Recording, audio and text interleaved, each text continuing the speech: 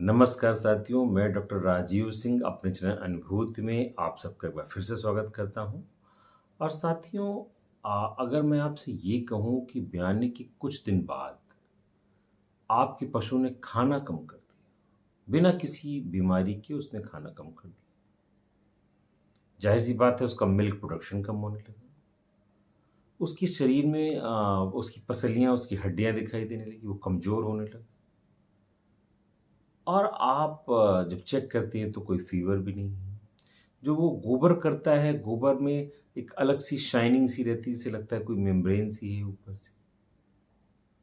और जब आप अपने पशु को खाने के लिए कंसंट्रेट देते हैं, कुछ को दलिया, गेहूँ, अनाज, मक्की इस तरह की चीज़ें देते हैं, तो वो नहीं खाता, छोड़ देता है।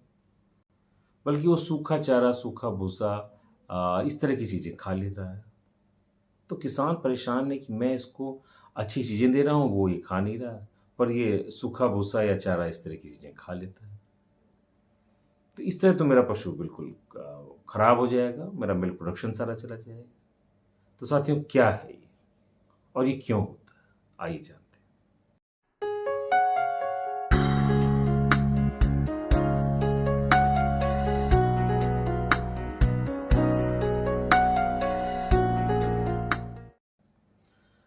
तो जो कंडीशन मैंने आपको बताई उसका नाम है कीटोसिस।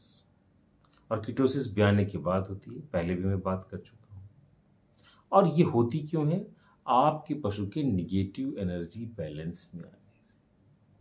नेगेटिव एनर्जी बैलेंस में जानवर इसलिए आ जाता है कि ब्याने के बाद वो दूध तो दे रहा है, पर उस हिसाब से वो खा नहीं पा रहा है।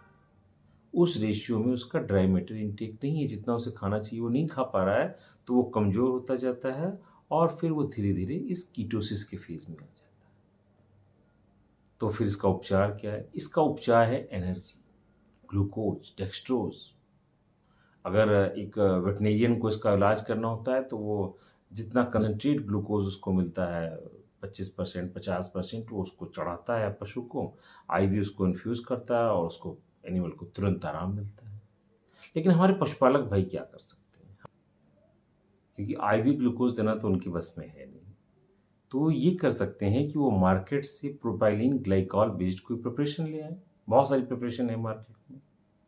एनाबोलाइट है, ग्लूका बूस्ट है, ई बूस्टर है, जेन्स है, हिमशक्ति, तमाम नाम से इस तरह की प्रिपरेशन है। आप कोई भी एक प्रिपरेशन ऐसी ले आएँ जिसमें प्रोपाइलीन ग्लाइकॉल अच्छे अमाउंट में हो, और उसके बाद अपने पशु को उसकी स्टेज के हिसाब से किस लेवल का उसमें कीटोसिस है।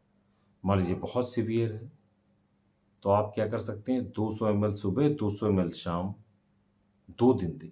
यानी 800 ml 2 ही दिन में देते हैं, और जो 200 ml बचा है वो 100-100 ml करके 2 दिन में देते हैं।